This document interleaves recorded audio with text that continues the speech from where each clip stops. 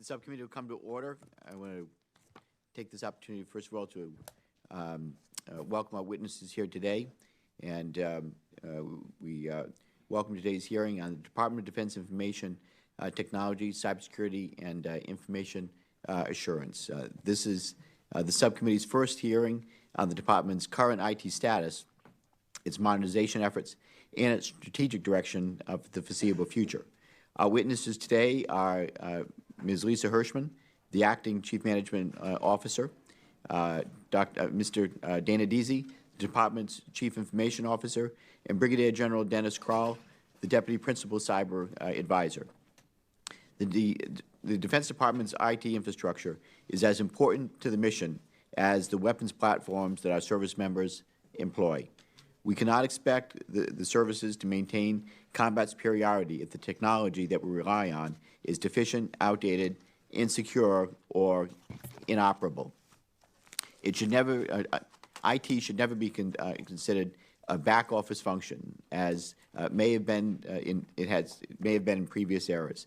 The challenge of managing the department's IT is highlighted best by the sheer number of topics that we'll be hearing about today, including cybersecurity, business systems, artificial intelligence, data management, JEDI, and the cyber accepted service. IT reform and modernization require appropriate stewardship by the department's leaders, many of whom are seated here today. Over the past several years, Congress has endeavored to ensure that the department is structured in a way that gives senior leaders the authorities that they need to carry out their responsibilities. For example, Congress created and elevated the position of CMO and gave that individual the responsibility for business systems. Additionally, Congress provided new standard setting and budget authorities to the CIO that took effect at the beginning of the calendar year. All of this was done with an understanding that the PCA also has a critical role to play with respect to cybersecurity of such systems. Given how dynamic the IT space is, it's reasonable for this subcommittee to continually take stock of how the department is implementing statutory changes and whether the outcomes match congressional intent.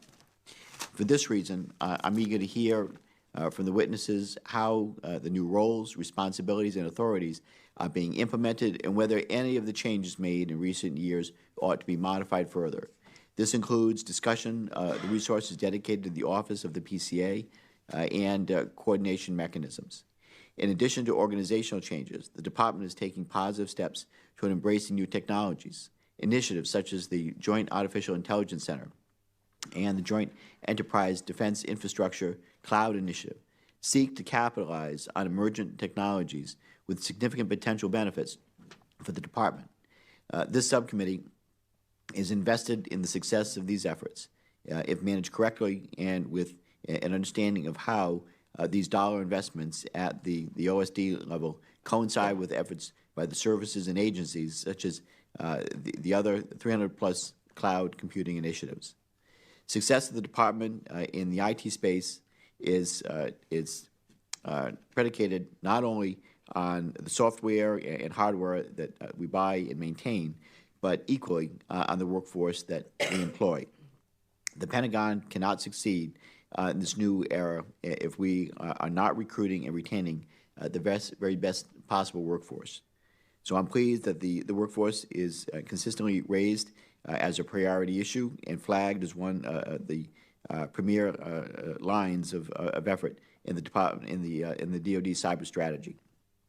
The competition for talent, of course, in this space we know is fierce, which is one of the reasons Congress created the Cyber Accepted Service, a personnel system built specifically to attract top-tier talent with competitive salaries. The DoD CIO was designated as the Department's lead in crafting this new personnel system. To date, CES has only been implemented at U.S. Cyber Command, Joint Forces Headquarters DoD Information Networks, and DoD CIO Cybersecurity. Today provides us an opportunity to ensure the appropriate resources are dedicated to swift implementation across the entire department. Finally, I remain concerned about cybersecurity across the department. While we have made significant progress in securing the DoD, particularly as U.S. Cyber Command matures.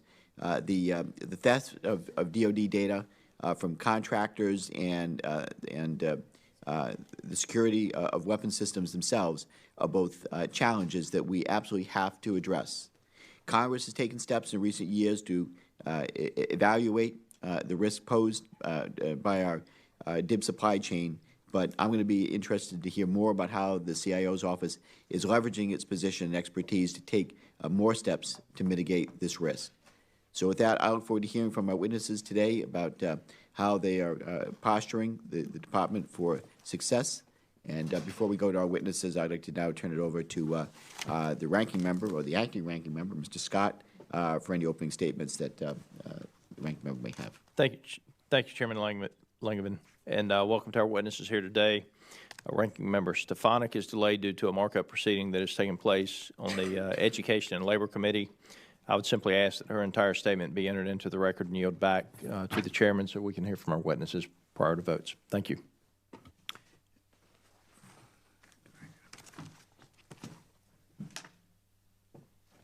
Very good. Well, I'd like to turn it over to our witnesses. Ms. Hershman. Ms. Hershman, we'll start with you. Thank you. Thank you, Chairman Langevin, Ranking Member Stefanik, and other members of this subcommittee for the opportunity to testify today on the Department's information technology, cybersecurity, and information assurance. I'm Lisa Hershman, the Acting Chief Management Officer. Today, I would like to outline my roles, responsibilities, and priorities, the Department's aggressive work to reform and modernize business operations, and the monumental changes in our management of data throughout the enterprise. As acting CMO, it's my responsibility to deliver optimized business operations to assure the success of the National Defense Strategy. This is only made possible by the elevation of the CMO as the number 3 in the Department and the increased authorities granted by the National Defense Authorization Act. My goal as acting CMO aligns directly with the intent of the NDAA, efficiency for lethality, which is executed by reforming the Department's business processes, systems, and policies to gain increased effectiveness, higher performance, and reprioritized resources. Integrity and consistency of every measure is a cornerstone of my approach. Working closely with the comptroller and military departments, we define standards to reform and execution for reform and have validated our efforts in the budget. Because of this effort, the Department has realized a total of $4.7 billion in program savings in FY17 and 18.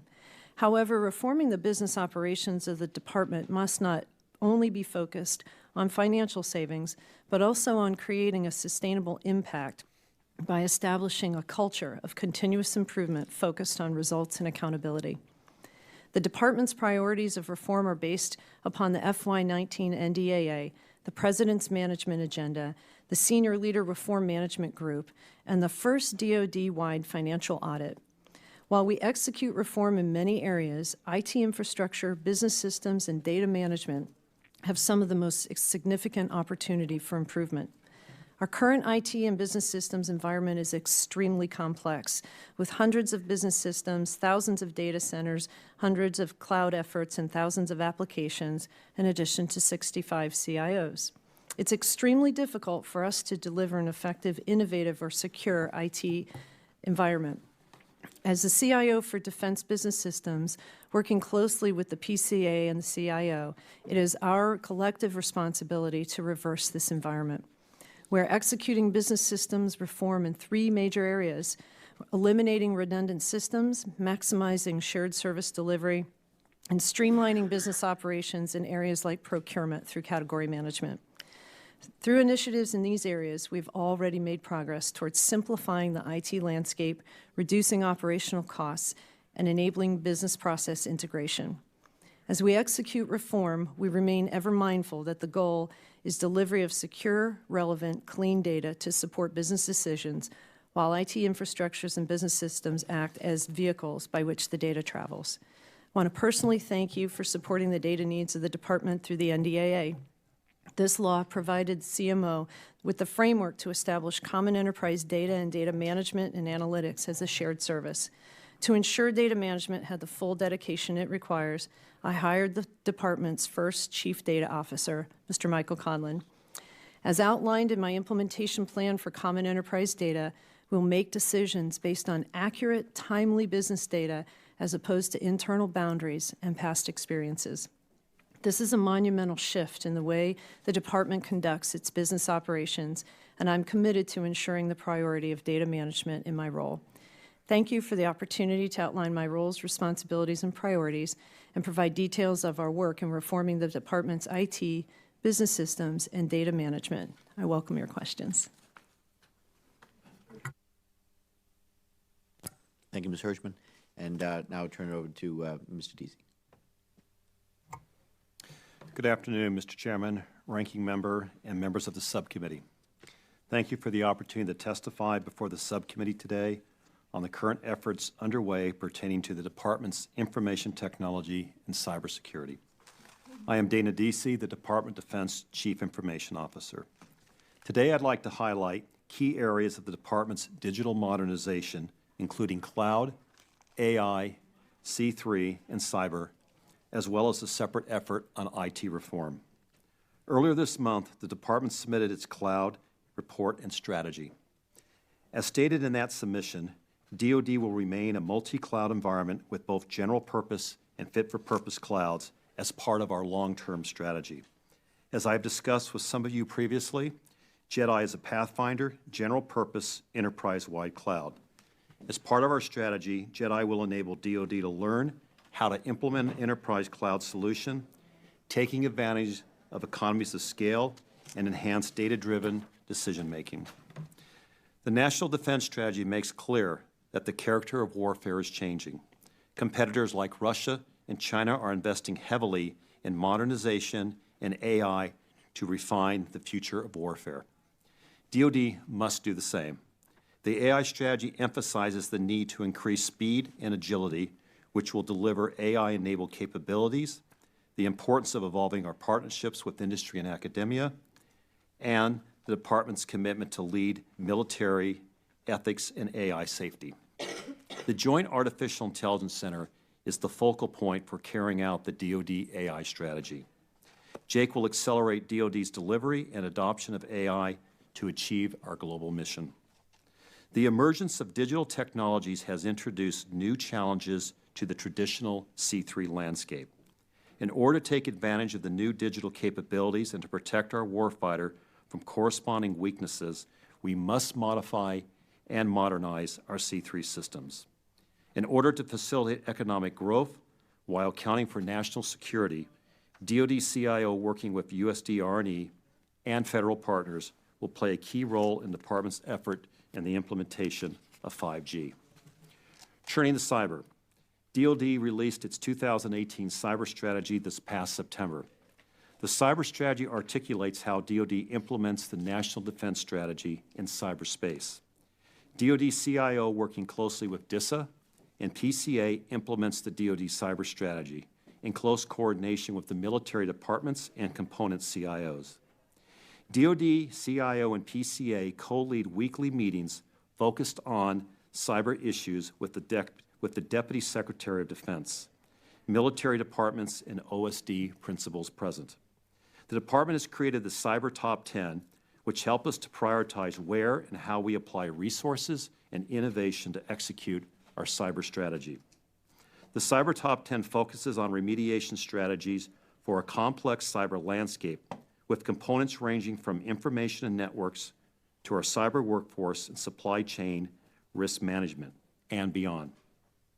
DoD CIO works closely with the Protecting Critical Technology Task Force to identify technical solutions to enhance protection of the defense industrial base.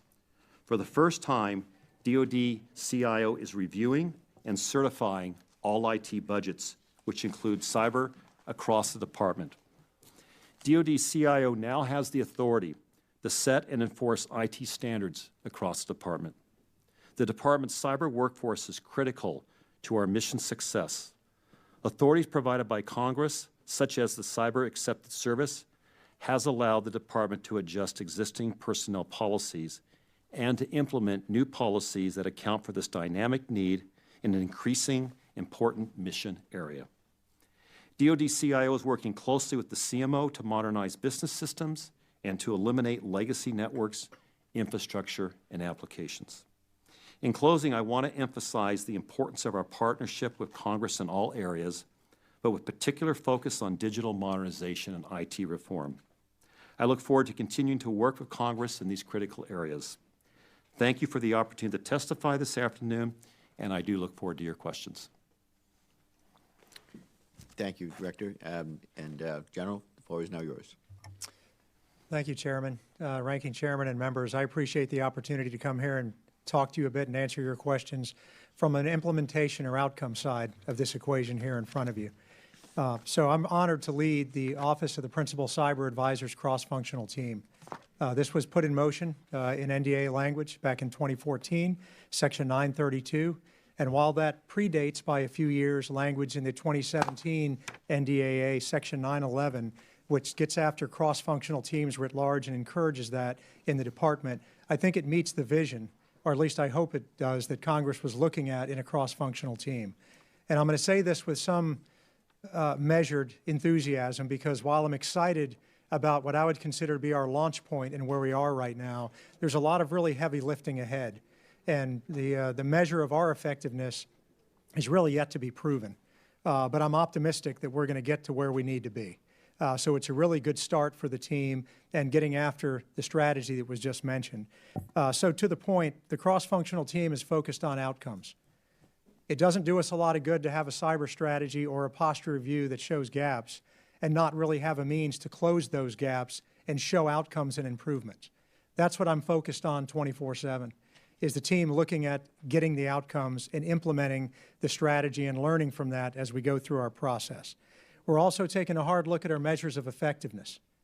I've made comments before that I used to think that one of the hardest things to do in this line is to start new work. I've learned that it's to stop work that's currently in progress.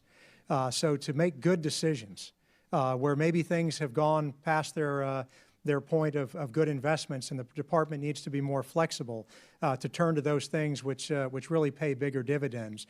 We're looking at all of those. So really, what is the recipe, just very quickly, what makes, I think, our efforts unique this go-around than maybe what you've seen in the past? There's only a few ingredients. The first of which I would say is we've got really good team members. We're allowed to pick them, and they come from a good cross-section across the department. And because we are looked at normally as not having a bias, because we have so much diversity and background, that we're normally a trusted entity that can diffuse some of these problems and move the department forward. We've got a solid strategy, as Mr. Deasy mentioned. Strategies are only good if the lines of effort within them are actionable, that you can do them, not just proclamations or really good statements you can pin to a wall or aspire to, but things you can actually measure your progress against. We've got a good strategy. We also have a very good posture review. The gaps that are included in there are very honest and allows us to put resources against those gaps and really provide substance to the way that we're working and moving forward. We also bring together all the stakeholders.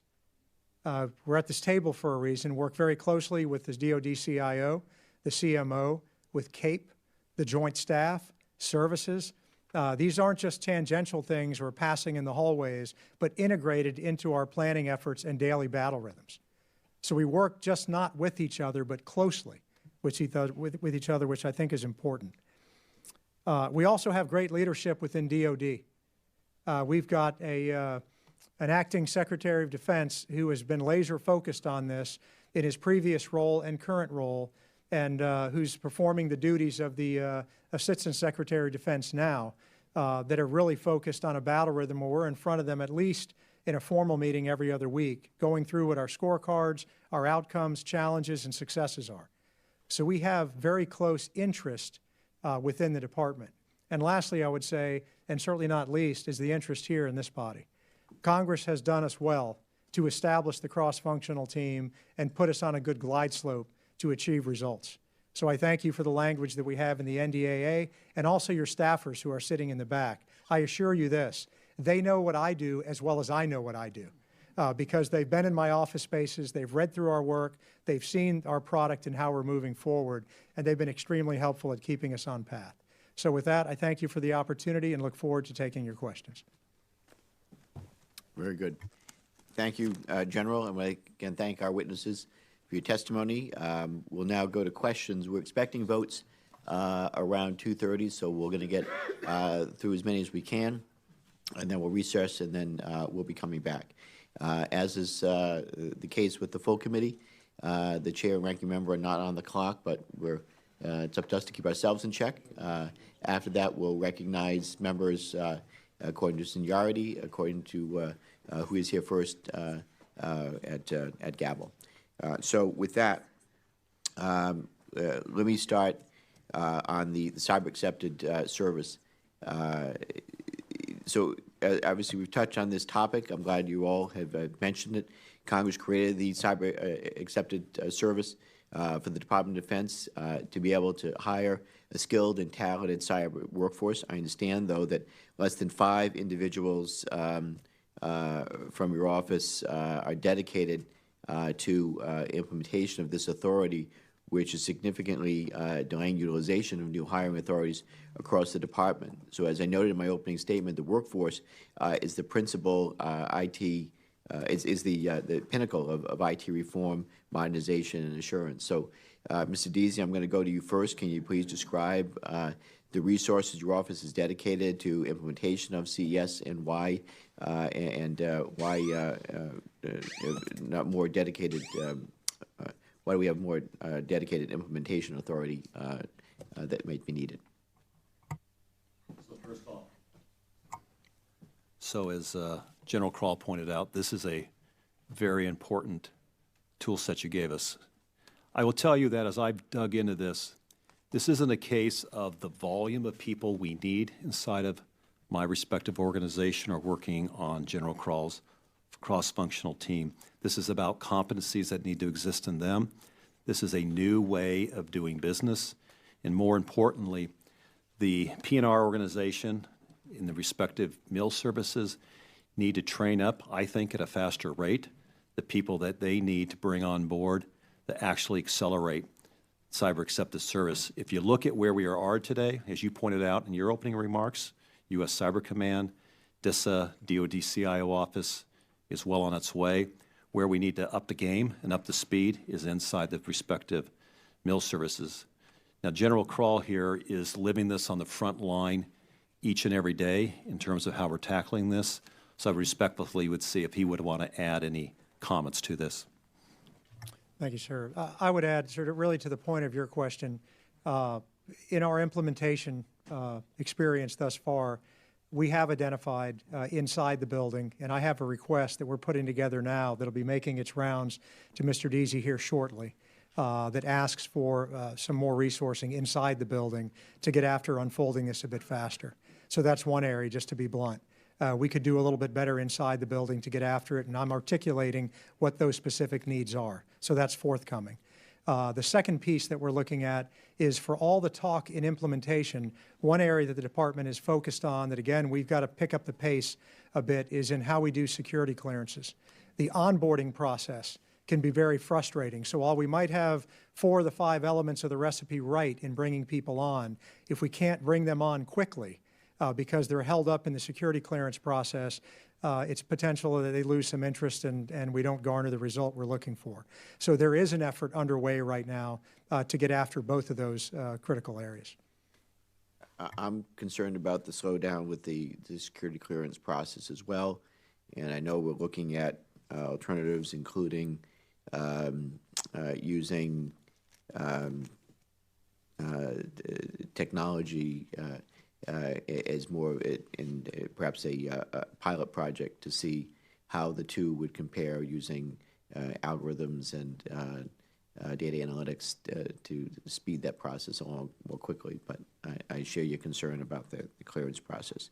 And I'll be interested, General, to hear more about the resources that are requested to more fully implement the work that you're doing. So, Ms. Hershman, has your office been able to utilize CES, and what is your perspective?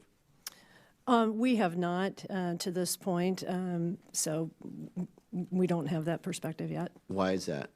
We're just actually about 6 weeks into the being the managing the business systems piece. Okay. Well, we're going to want to follow up with you on that and to see the degree you'll be able to utilize CES.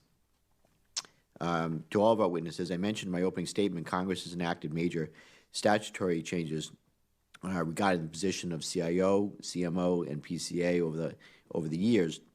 How are such changes being implemented, and what challenges or overlap have been identified?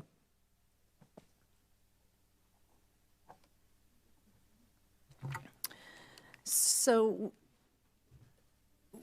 Dana and I have, from the very beginning, worked very closely, primarily from the reform standpoint, but we have been able to come to an agreement on how the roles and responsibilities are bifurcated.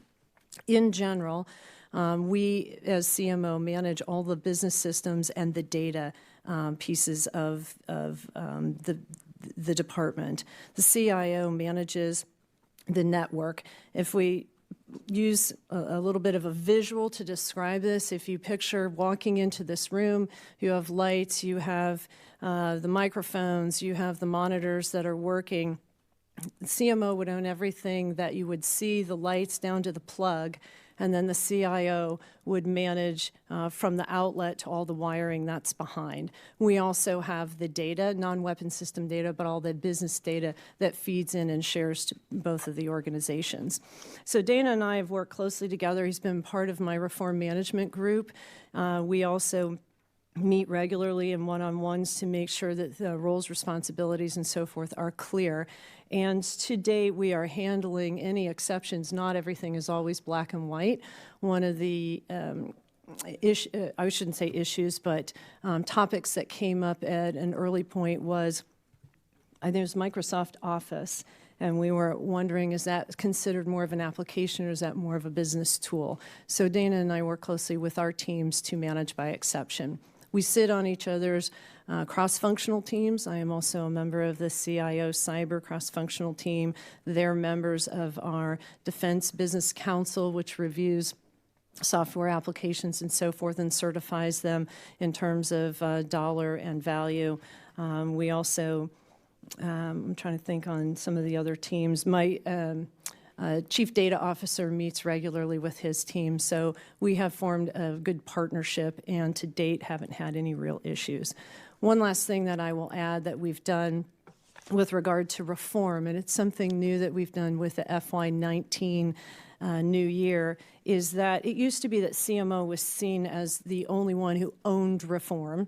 And this year, because of many of my colleagues are responsible for implementation, we work closely with colleagues and partners like Dana where we share in the metrics and the outcomes of our reform efforts. So Dana, I invite you to add.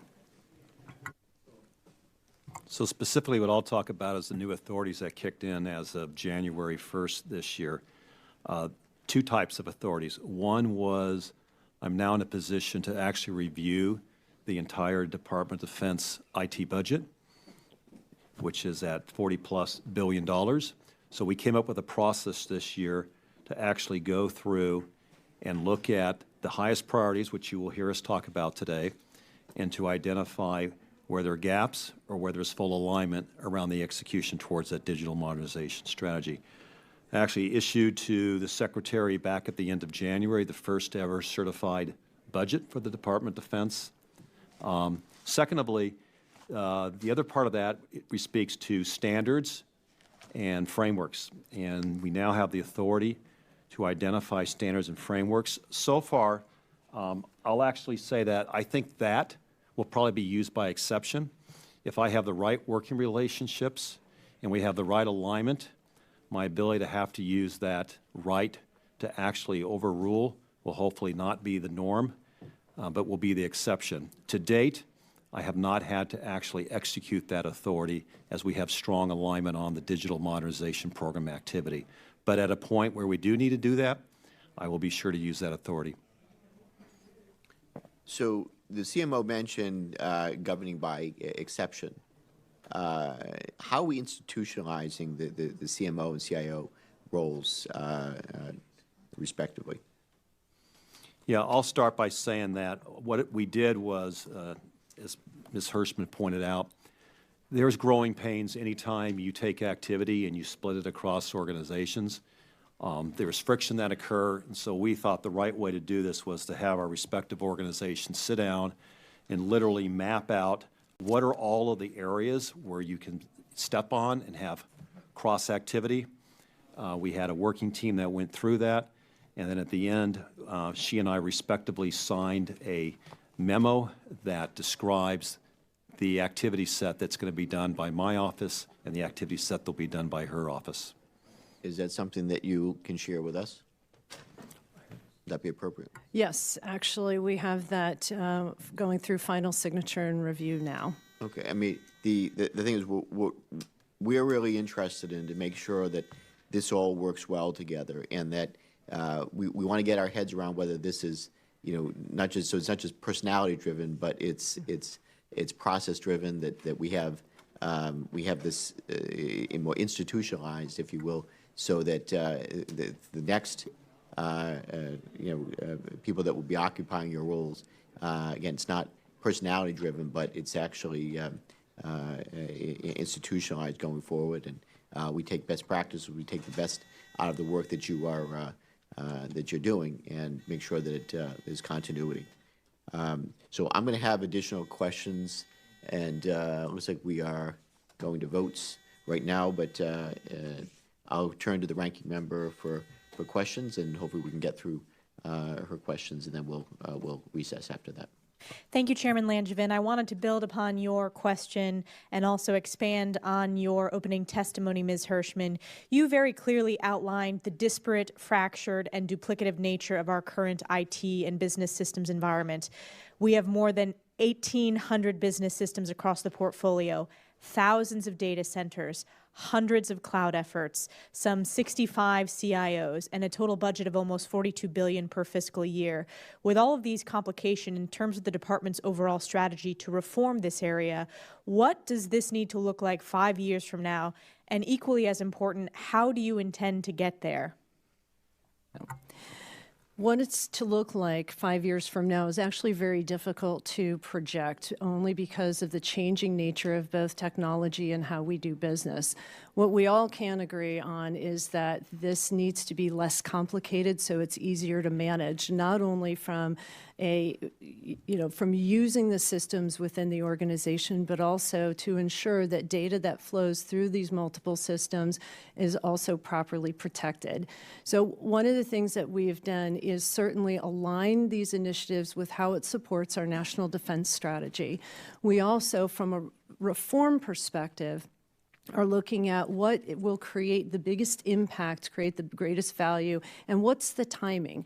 In fact, some of these initiatives, we are taking a very different approach in that we're not necessarily waiting all the way to the end of the project to produce results. We're actually taking iterative, prototype, minimum viable product type approaches to start, deliver, and test as we continue to go through the program or the project. So we are also have used, the CMO was a co-sponsor for the comptroller's audit. We're using audit findings to also help inform reform. So those are just some examples of how we are collectively looking at what's most important, where are our biggest risks, what are our biggest vulnerabilities, and how can we mitigate or solve those problems, and are ordering or reordering our initiatives accordingly. Let me ask you about the efficiencies and cost savings that you talked about. Do you expect the cost of a modernized and efficient IT and cyber budget to remain at approximately $42 billion per year? It's difficult to answer that question on the expectations for the budget, only because we're working with what we know now, and there's always new opportunities or new issues that could pop up. So I can't really speak to the budget and costs. Okay, and my final follow-up, Mr. Deasy, do you have anything to add? I'd like to get your perspective on what this needs to look like 5 years from now. How do we get there? And the budget question in terms of, do we anticipate this costing $42 billion per year? Yeah, I would I would say that if we look at the emerging technologies such as cloud, AI, modernization of C3, and what we're going to have to do to secure the Department of Defense, I think the question really is one of, are we getting the most out of every dollar? Not a $42 billion is right. It may be in the future that the Department of Defense budget from an IT standpoint actually needs to go up for what it needs to do for the business. To me, the real question is, are we getting the most out of every dollar? So that, I would say, is kind of part one to your question. Two, what does the world look like in the future? I envision it a world where every new application will be cloud first. When we are going to look at consolidation of business systems, we'll take the opportunity as we migrate on the cloud to do standardization and consolidation of business systems. We'll use that opportunity to start using data management in a much more joined-up, common way. And we will use things like AI and robotics to actually help us deliver a much more efficient, back to my first question, how do you deliver a much more efficient budget? Thank you. I yield back. Okay. Okay, so votes have been called. We'll recess until about 5 minutes or so after votes. So with that, subcommittee stands adjourned. Committee will come to order. Again, I want to thank our witnesses for testifying here today. Sorry for the delay getting restarted, but we're going to go now. The gentlelady from Pennsylvania, Ms. Houlihan, is recognized for 5 minutes. Thank you, Mr. Chairman. Thank you so much to all of you for coming. I have a few questions for you. The first one is to Ms. Hershman. I was wondering a little bit about the capabilities of our domestic manufacturing. 20% of our memory chips are only made in this country, and the rest come from international sources. And I was wondering if you had any concerns that we need an organic source, a domestic source of these kinds of manufacture of these kinds of chips to make sure that we're secure with the work that you do and also for business in general. I would say in general, we share your concerns. However, my role does not deal with that directly, so I will defer to Mr. Deasy or Mr. Crall. Thank you. So do I believe that we need a domestic supply chain for key chip? Absolutely. All you have to do is look at things like 5G. And the need to have an industrial base in the U.S. where we can get secure technologies such as what you're referring to is something I think we need to focus more on, yes. Ma'am, I wouldn't add any more to that. So I have the follow-on question is, what sort of legislative help can we as a Congress provide to you so that we can enable that to happen? I would tell you I'm not sure I'm the right expert, being the CIO, to tell you what the policy requirements and how best that we legislate that. I'd be happy to get the people engaged inside the Pentagon that would be best able to address that particular question. Thank you. My next question has to do with small businesses. In addition to being a veteran, I'm also an entrepreneur. And we know that small businesses play a really critical part in our defense industrial complex, and they are obviously mostly supply chain related in most cases. And they are largely fairly inadequately prepared to deal with issues of cybersecurity as they're growing or starting up. And so my question is, how is the department working with entities like small businesses and up and down the supply chain to make sure that cybersecurity practices and IT systems are protected from the threats that we know exist and that larger companies are capable of handling? So I share this concern. When we start talking about small businesses at what I'll call Tier 2, Tier 3 down in the supply chain, they don't have the wherewithal, the financial wherewithal, nor the knowledge, domain expertise wherewithal at the sophistication levels at Tier 1. A couple things that we are looking at in this space is, one is, how do we use the NIST framework, and how do we take that framework to help educate the Tier 2 and Tier 3 in a way that it's more effective for them to use? Two is, I'm a firm believer in that we need to develop a independent standard, kind of like what we have for CMMI for development or ISO 9000 for quality. I think this needs to be developed. I think if we could get this developed in this country, this would actually help to better educate and focus small business on the talent they would then need to hire. I think the last thing is, we are looking at how do we use technology that we're starting to put in place, maybe at cloud technology, that would allow us, instead of passing data to them and then them having to secure it, how could we keep the data on our own premises and they could connect into it? So that's another thing that we're evaluating. Excellent. Thank you very much. And the last question I have is that my understanding from our briefings here and then also at the NSA is one of the biggest vulnerabilities for all of us employees, regardless of where we work, is spear phishing attacks. And I'm wondering what you have done to make sure that you're holding people accountable, if you are holding people accountable for these kinds of mistakes. And are there any practices that we can adapt from the accountability for individuals? Are there best practices that we can adopt from accountability from individuals that you have found effective? Yeah, I'll be happy to take that. So coming from private industry, one of the stats that we know exist out there is if you look at all the vulnerabilities that get created, this is both inside government as well as private industry, it's human error still tends to be the #1 cause of the vulnerabilities. And at the top of that list is spear phishing or just general phishing. To that end, I think best practices that I've seen in private industry have been around training programs where you actually create test phishing campaigns. You use those. You actually then phish a set of employee base that you want to start with. And it's real time because what comes back to them is the fact that they've just been phished. They get educated in real time on what they're seeing in that email that would have shown them the attributes of what a phishing looks like. And then you follow through with a round 2 and you reach a point where if someone continues to fail, then you take other actions which would include increased training. Wonderful. Thank you. I yield back. Thank you. Thank you, gentlelady.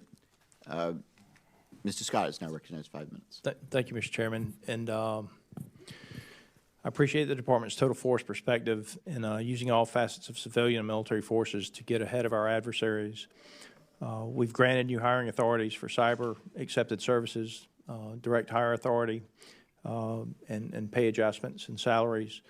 How far are we along with the implementation of this?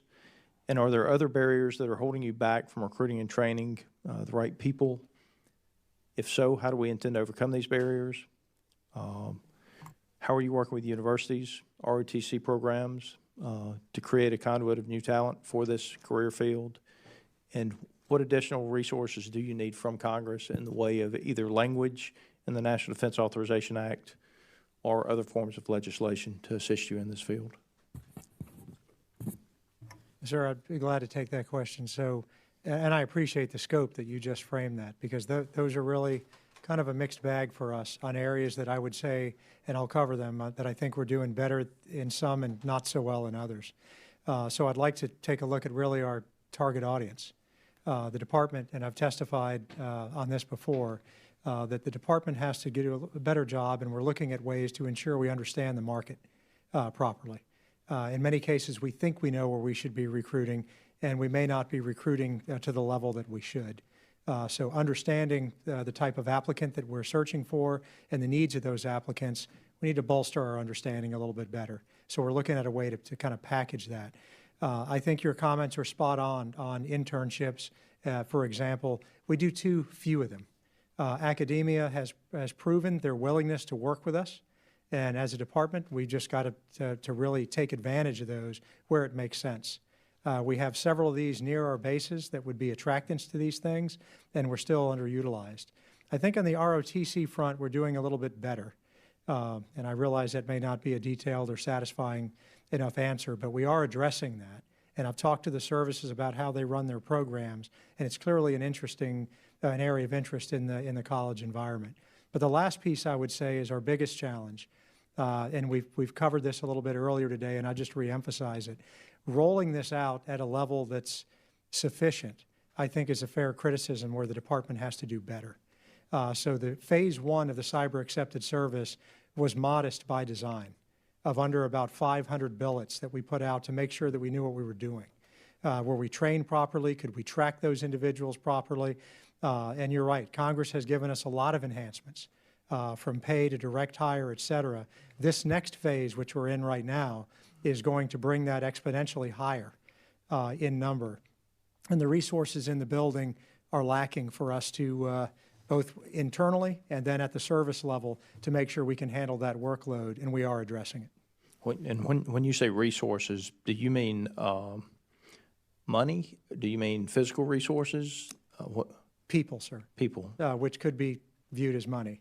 Sure. But Yeah. looking at people, to dedicate the right number in the mix to get after this at scale.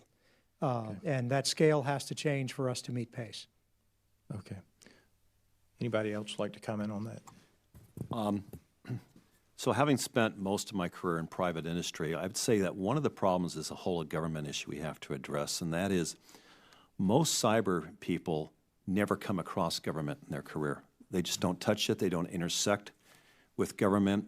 And what does that mean? That means when they're thinking about progressing their career and taking that next step, they don't stop and have a conversation with themselves saying, well, what about an opportunity of doing a career inside of government? And I think that's one of the things that we in the DOD need to step up and address, but I think others are going to need to address as well, is how do we create exposure that even lets the average person in private industry even know what the opportunities could look like for them in government? Because once we do bring these people in and we expose them to the mission, they get pretty excited about it.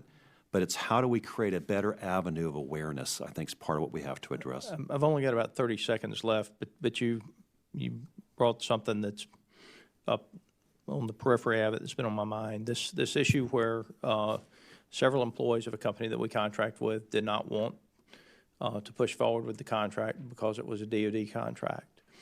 I'm very concerned about how few companies there are out there that are actually good in these fields that we're talking about. And when you have a small group of select employees, their ability to create problems with that contract and their perception of DOD, I think, is very wrong. I mean, it was the Department of Defense that went to Africa when we had the outbreaks of potentially contagious diseases. I mean, we're in the business of helping people. And I do hope that, I know you're paying attention to it and interested in further conversations about the private sector and the challenges there with select groups who do not want to work with us. But thank you for your time. Thank you, Mr. Scott. Before I go to Ms. Trahan, General, if I could just follow up with you on Mr. Scott's question. You answered and you talked about resources needed, and you said people. Can you help the committee to understand the amount of people we're talking about in numbers? Is it 10? Is it 50? Is it 100? Ballpark it for us, not to hold you to that, but we're trying to get our arms around this as well, and your perspective would be helpful. Yes, sir. So my evidence behind my number, I'm just going to admit, is a bit sketchy, but to do service to your question, the department had looked at having between 5 or 6 people full-time to do the initial planning and rollout, which again was kind of modest. So my ballpark estimation would be at least that number of 5 or 6, and likely something closer to the order of 10 internally if we're dealing with thousands that need to be, brought in, and the training that's required, because they have to travel to some of these places to make sure that training takes place and it's understood well. So that would be my ballpark estimate, sir. Good. That doesn't seem like a significant increase over what, so I mean, that seems to be eminently doable. You're talking about an additional number of people that are needed? It does seem that way, yes, sir. So which office needs to provide those resources? Sir, I think that would come across several offices potentially to do that, and I'm not an expert, but I think the requirement for that I'm piecing together, I'm trying to answer that question now to submit to Mr. Deasy. So to be fair, he hasn't received my request. Sure. But I think that will rest with him eventually, and we'll have to look within the department as to where the resources come to get those hirees. Okay. I appreciate it. Your candor is very helpful, and it helps us to understand the scope of the challenge and what we need to do to get this right. With that, let me recognize Ms. Trahan from Massachusetts for 5 minutes. Thank you, Mr. Chairman. Thank you. You mentioned the opportunity in government and how some folks in the private sector don't even entertain that possibility. You know, given the recent shutdown, what is the value proposition? How are we going to attract and retain the best and the brightest from everything from MIT to competitive community colleges to help us tackle this problem? So it's clearly the mission. And let me bring it to life through an example. We ran a yearly competition where universities compete on a cyber challenge, and then we bring the winning university in for a day into the Department of Defense, and in that they get a chance to meet with my office, they get a chance to meet with several of the principals, the COCOMs, the military side, and by the end of this day, every single one of them says the same thing. I had no idea just how amazing it could be to do this sort of work if I had not had the opportunity to come in and spend a day and just get exposed and talk to people and hear firsthand from the people out in the field why cyber matters. So yeah, I cannot stress the importance enough for a lot of young people, if they never get exposure, they never talk to someone in uniform, they're just not going to put in the forefront of their mind, you know, coming and working for the DoD. That's helpful. And are these employees that we're attracting, do they have that label, essential, non-essential, associated with them? How would they be affected by a potential shutdown, for example? I'm not sure. I would have to look into the specific nature of how they're classified to come back and answer that. That's great. I'm interested in knowing what the consequences are when we shut down the government, how that's actually going to affect our cybersecurity strategy. But I will shift gears. The success of our, I believe I just read something that you were quoted, Mr. Deasy, that the success of our AI initiatives relies on robust relationships with industry, with our allies, certainly with academia, to meet the needs of speed and agility specifically. What role do our allies play in that?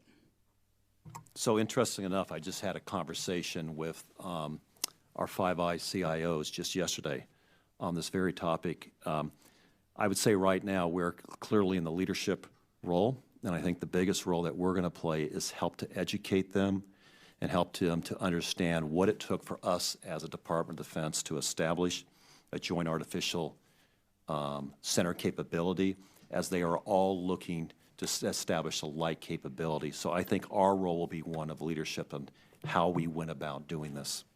Great. Thank you. I yield back. Thank you, Mr. Trahan. Recognize Mr. Waltz now for 5 minutes. Thank you, Mr. Chairman. I just wanted to thank you all for coming, by the way. And General, I wanted to pick up, or Mr. Deasy, on your comment about human capital and the challenges that you're having with human capital. What role do you see the Guard and Reserve playing in there? It seems to me if there's any entity that flows back and forth between civilian and uniformed or even government service, it would be the Guard and the Reserve that can kind of, one, stay current on the civilian side as technology paces so quickly, but then flow back in as they come in and off of orders. Where do they fit into the broader strategy? Sir, you know, the question is timely. We just had a chance to take the team down to Augusta, Georgia, and talk to a lot of the units that are down there that are practicing this. And the Guard and Reserve is really a staple of the conversation, not an add-on. So a lot of the Guard and Reserve units are extremely active, very competent, cutting-edge technology trained, and a very integral part of what we do. So I can't comment on to the adequacy, you know, if we're doing enough or not enough. But I know that many of those Guard units have quite a bit of operational time under their belt as well. So very proficient, very impressive, and we use them regularly, not just in their activated time periods, but in their civilian period as well. And I would admit, I don't believe that's limited just to cyber. I think that's pretty common in my non-cyber experience in the Marine Corps. We've been augmented in almost every MOS that I can think of by Guard units and Reserve units who have performed brilliantly. Fair enough, but I would think that it would be quite unique to cyber, right, or at least the technology field. Right, so you could have where that civilian skill set then is so out. I can't think of anywhere else that on the civilian side is outpacing the military from a technological standpoint. Well, maybe, sir, because here's an area where it depends on what kind of mission we're talking about. Yeah. So if we're talking about defensive missions, and those individuals have experience doing kind of our protection type of work, possibly. On the offensive side, I would argue that I think within the military, that capability, it's really the only legal place you could do some of that work, and that allure is there. So it would depend on the skill set. Fair enough. Switching gears to Jedi, and apologies if you've already answered some questions along these lines, but just talk to me about how critical Jedi is. Well, how critical is the success of Jedi and other DoD enterprise cloud initiatives in supporting future AI? And along those lines, then what are the, I'm assuming you're going to say it is critical, and you're going to tell me how critical, but then what are the drivers or delays to implementations, and what are we losing as implementation is delayed? So not specific to Jedi, but just what are the critical benefits? So what's the problem set we're trying to solve for inside the Department of Defense? Mm-hmm.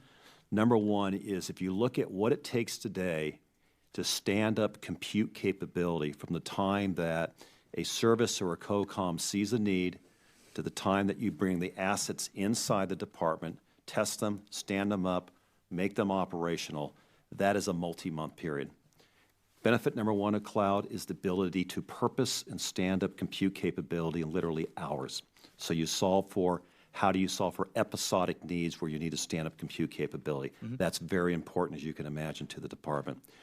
Two is when we build capability today inside the department, we always have to think about peak need. So you buy enough necessary hardware for that peak capacity. The second beauty of cloud is called elasticity. You ramp up and scale more compute as you need it, and as you don't need it, you can scale it down, and it happens in real time. The third one is resiliency.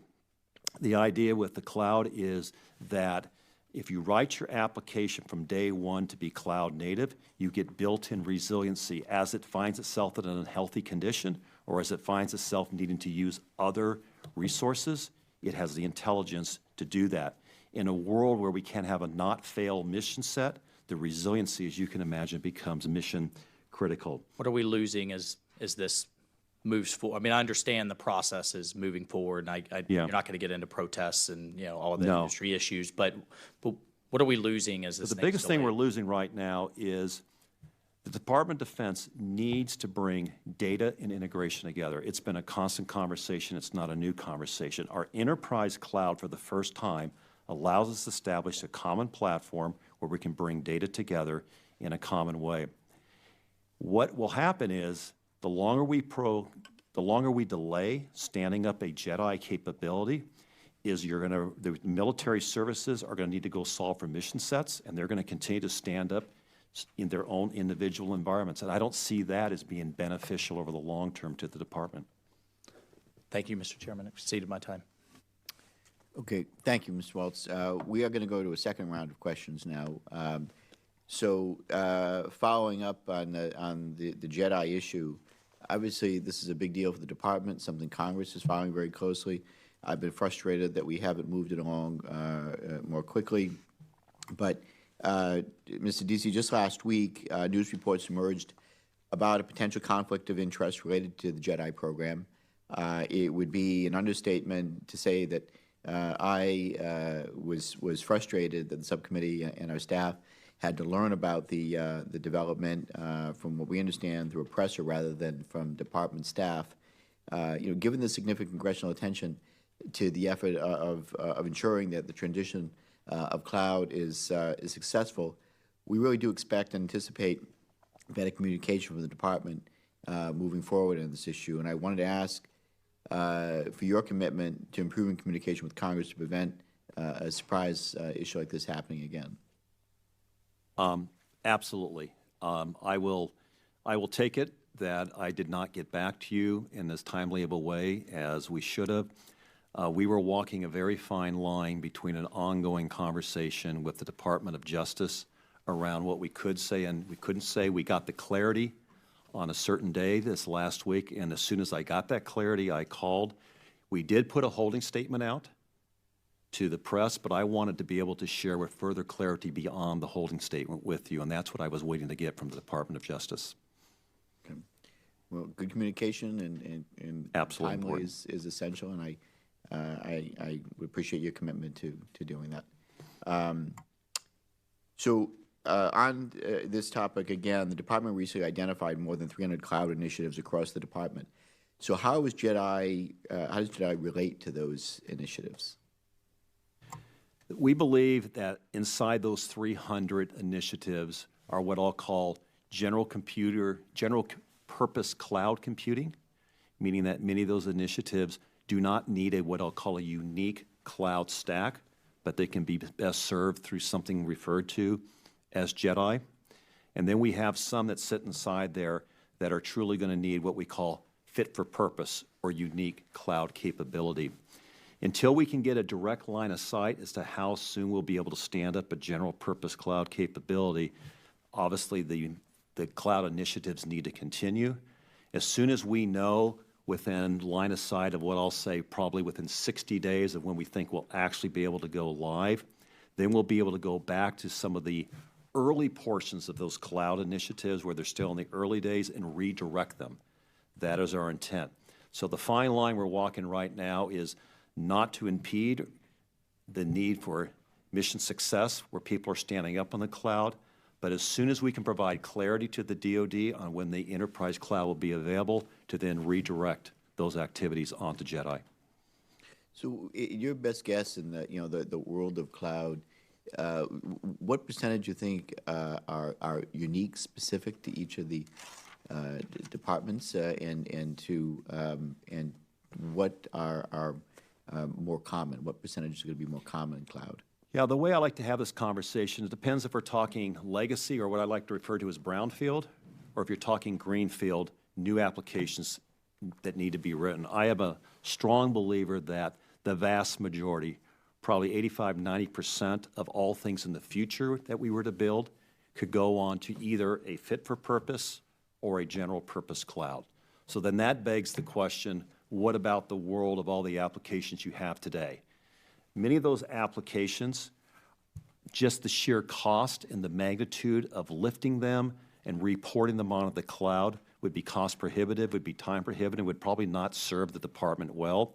So what you really have to do is you have to then go through your legacy estate based on the cloud we're eventually going to stand up, and that's actually a key statement, based on what it is we're going to stand up, and then be able to start targeting what would the services look to do what's called a report, where they're going to rewrite the application, or a lift and shift, where they're going to take the application and bring it over as is and put it onto the cloud. So there's various ways we can move over, but the big thing hanging out there right now is until we know what that architecture and that cloud's going to look like, it's very difficult to start estimation exercises. Okay. And Ms. Hershman, from your perspective on business systems, what capabilities will JEDI bring to reform, and how does the Chief Data Officer you recently hired intend to utilize JEDI, and how is he working with the CIO on data management? So, yes, sir, that it does have a big impact on what we're doing in CMO. As Mr. Deasy explained, that it has an interrelationship with data. So Mr. Conlon, our Chief Data Officer, does work with Mr. Deasy and his team. We were very fortunate in that Mr. Conlon comes from industry and also has a cyber background, which makes him a very unique find. What I also am struggling with, similar to my colleagues here, is those hiring authorities. While previously, before the business systems role, we had not looked purely at IT, but just from a data management standpoint, we too have difficulty with the hiring. There's two pieces to that. Number one is there isn't a single data scientist position description anywhere in government. So that's one thing that we need to refine and improve. We have also come under some challenges with hiring data scientists. all of industry is also looking for the same talent type. So while previously you asked me about the CES, we were looking more to align with hiring authority and the compensation freedom that an organization like DARPA is able to have, which is why we're now looking at the CES to see if that applies to us. So both from a reform standpoint and also to be able to support JEDI and what we need to contribute from a data standpoint, those resources are becoming very critical.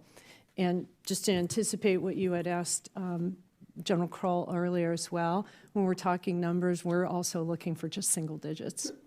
Okay, good to know. That's helpful for us to understand. Thank you for that. The last question that I'll have, that I wanted to turn to the ranking member.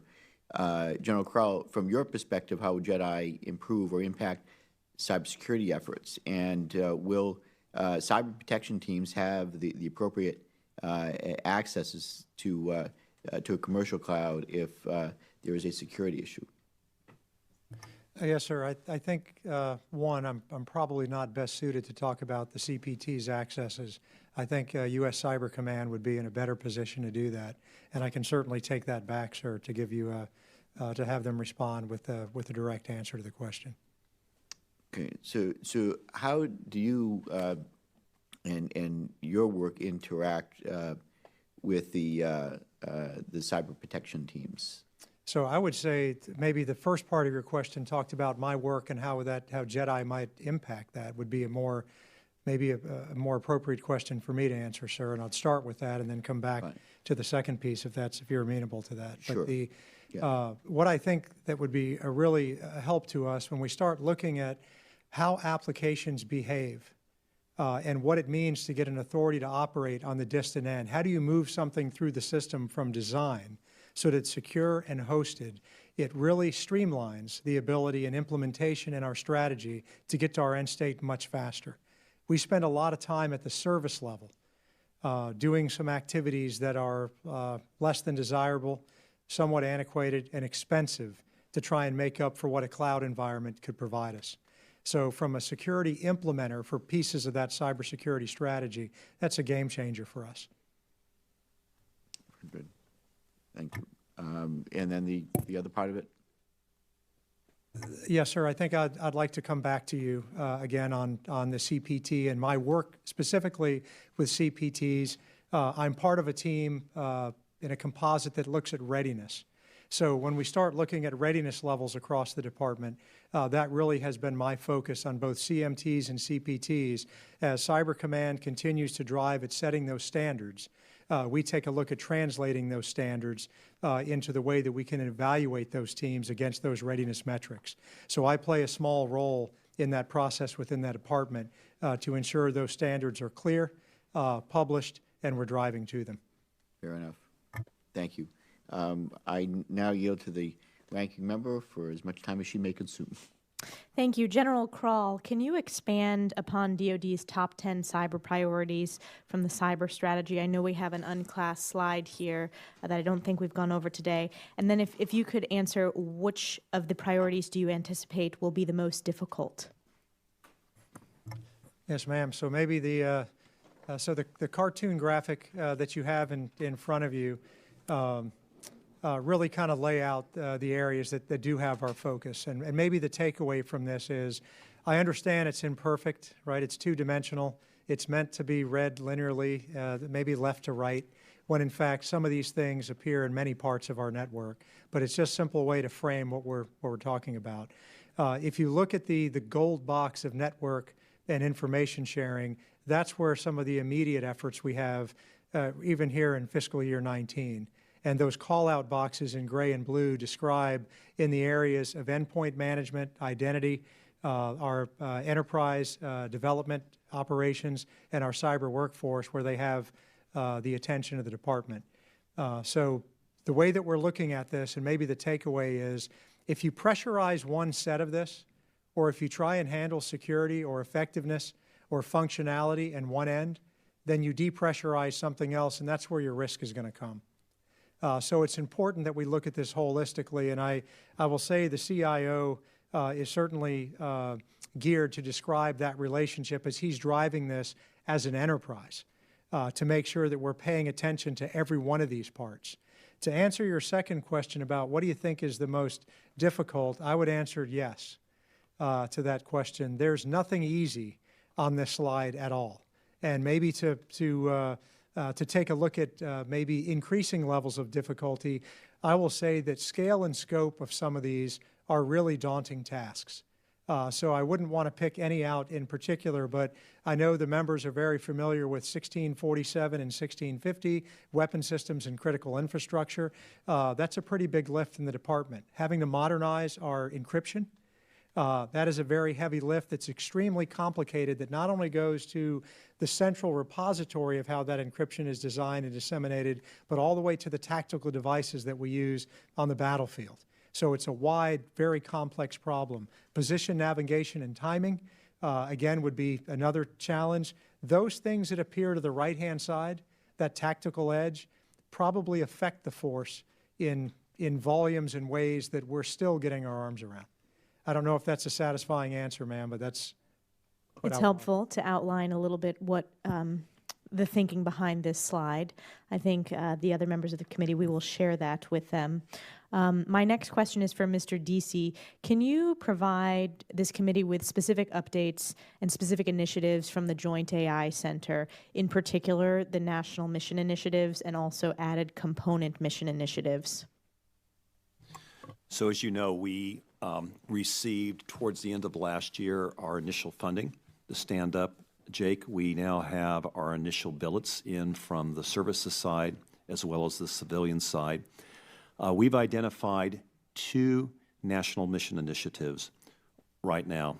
One of them is in the predictive maintenance space and one is in the humanitarian space. So let me take you through each of those. What we were looking for when we talk about a national mission initiative is something that touches all services, a common problem they're looking to solve for, and most importantly when it comes to AI, access to data that's meaningfully available. Because if you think about AI needs data, you're ingesting that data, and then you're running it through a machine learning algorithm, and then you're coming out with hopefully an operational output. Predictive maintenance was, if you think the amount of money we spend inside the Department of Defense just on maintenance, we broke out maintenance and we said aircraft, significant amount. We said, what is an asset that we're using that all services use that have common problems of maintenance? We looked at the Black Hawk, the H-60. And what we found was if you looked at engine wear in conditions where there's a great deal of sand out in desert conditions, that turns to glass. And so what if we could do a predictive analytics to go in, teach a machine to look at all that sensor data coming off of those vehicles and be able to start to predict in advance of when the glass condition's occurring so you could actually repair it in advance. So that's the one we're working on right now. That's the first NMI on the predictive maintenance side. The second one on the humanitarian side was we wanted to look at one that had a whole of government where we could take a leadership in, and we said there was 2 significant conditions that are occurring. One was if you look at the hurricanes we had this past year, and one was if you look at the wildfires that occurred out in California. So let's take each of those. On the wildfire one, what's the problem you're trying to solve there? You're trying to solve for the fire line, where it exists, and what if you could take imagery instead of the human asset having to go out, visually look at the fire line, but actually use artificial intelligence to look at the fire line, determine where it's moving, and be able to overlay that onto a handheld device that a firefighter is using. Hurricanes, the other example there is hurricanes cover a large, vast area. So can we use imagery over a large, vast area to determine where the flooding's occurring, how high the flood waters are, and whether there's human in risk space or other types of assets in a risk space. So once again, we're going to use the imagery data to be able to look at risk space. Why are those both important to us? Because the algorithms that we will develop to intelligently learn fire lines, or the algorithms we will develop to intelligently learn better way of looking at flood, is we will be able to apply that to other mission sets inside the Department of Defense. That's the value of JAKE. The value of JAKE is to take those algorithms that are developed for purpose A and then be able to reapply them elsewhere inside the Department of Defense. And we think we'll be able to reapply those algorithms elsewhere. So just to follow up on the reapplication of those two national mission initiatives, you know, one of my greatest concerns when we think about emerging threats, it's China's investment in AI capabilities and China's investment in data, that this is a strategic priority. My question is, do you believe that those two identified national mission initiatives will ensure that we not just keep pace with how China is investing in AI, but we will be able to catapult how we are approaching AI, not just from DoD, but from the whole of government approach? Because my concern is that while those are two very important issues, predictive maintenance and humanitarian assistance, that scope is quite limited when you look at the scope of China's investment utilizing AI for its part of its defense strategy.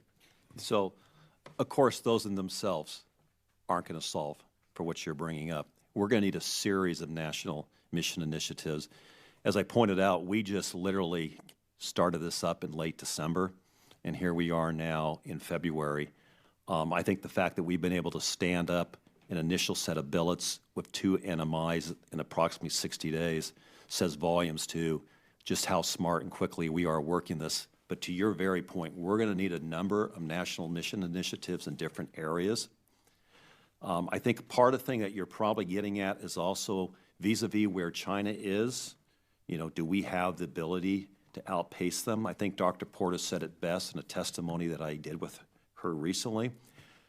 China may be at a level of investment where we compare to ourselves is quite significantly higher. But if you look at the vast talent, the U.S. still holds the majority of the talent when it comes to AI. And what we have to do is we have to learn how to quickly leverage and bring that talent in, which is why I'm so passionate about the need that JAKE has to connect to the academia world and to the private sector world, because our success is going to require those partnerships to go well beyond 2 NMIs. And another question regarding the JAKE. In previous testimony, we've heard about the hundreds of AI initiatives with the DoD. How specifically are those individual AI missions or initiatives being integrated into the overall strategy from the JAKE? Right now, there's not a significant amount going on inside of JAKE to integrate those individual projects. Where that integration will take place, and it goes back to Mr. Waltz's question earlier, is going to be how do we stand up an enterprise cloud capability where all of those individual projects can benefit.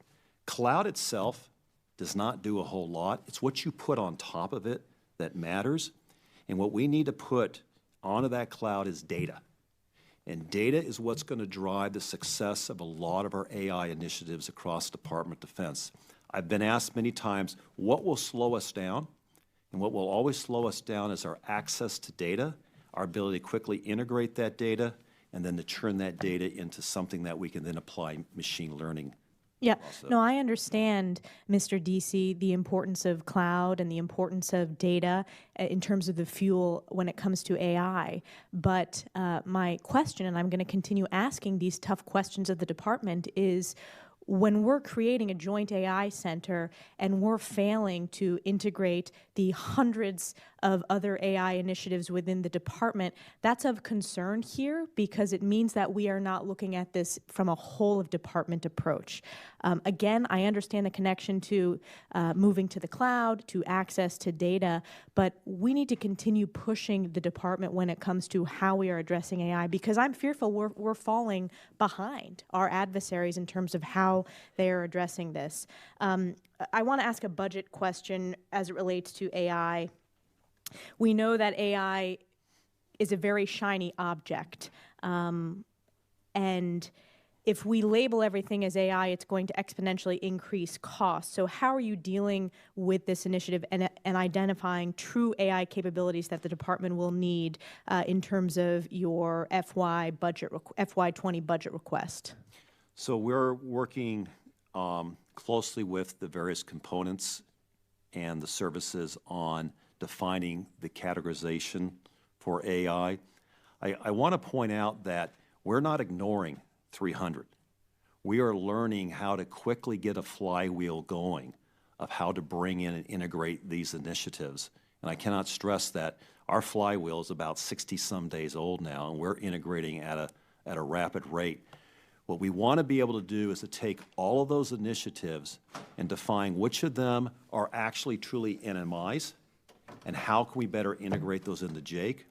And then the real question is, where they're not national mission initiatives and they're actually individual components, we have set up a requirement that if they are of a certain dollar value, they need to go through JAIC, they need to be validated by JAIC to ensure that they're being set up the right, successful way.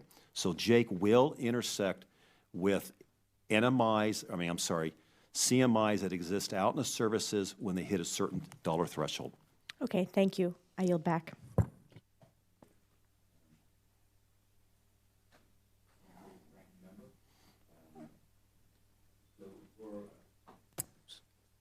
Thank you, the ranking member. So just the last couple of questions, as I could. Going back to discussion on cloud, Mr. Deasy, I just wanted to say, so a fit-for-purpose cloud obviously can only be pursued with an exception from the CIO's office. Do you have an estimate of how many exceptions you're going to issue? You might remember earlier there was a question asked about all the... I don't think your mic is on.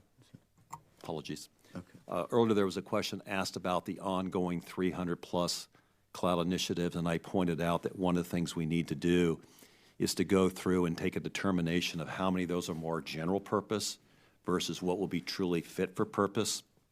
That is something we still have to do. Right now, obviously, our focus is to make sure we know what the architecture is going to look like for our general purpose, which will help inform us on things that will stay fit for purpose or move over. So it would be really inappropriate for me. I would be surely guessing as to a certain percentage or a number of those 300 that will be migrated onto general versus fit for purpose until we understand the overall architecture.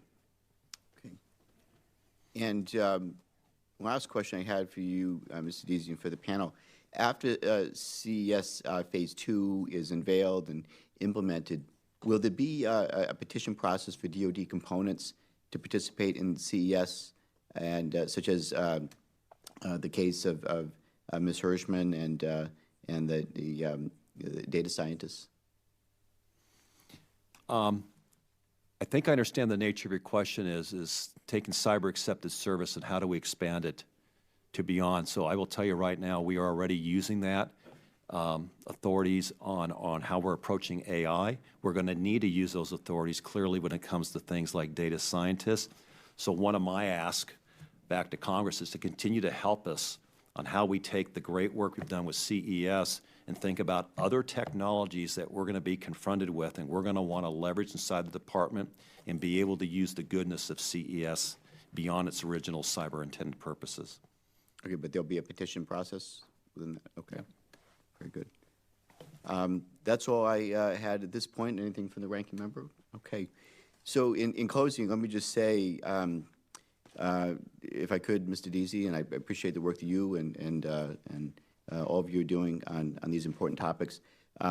If I could just mention, I think that the approval request for resources, if they can move quickly to implement the cyber accepted services, those requests, they're approved quickly. It doesn't seem like there's not a large number of people we're talking about. Those that would be helpful to move things along more effectively. But I leave that to you to work out, and we'll be following up with this closely. I really do thank all of you for your testimony and for the work you're doing. I look forward to following up further on other hearings or briefings. But with that, no further questions. The committee stands adjourned.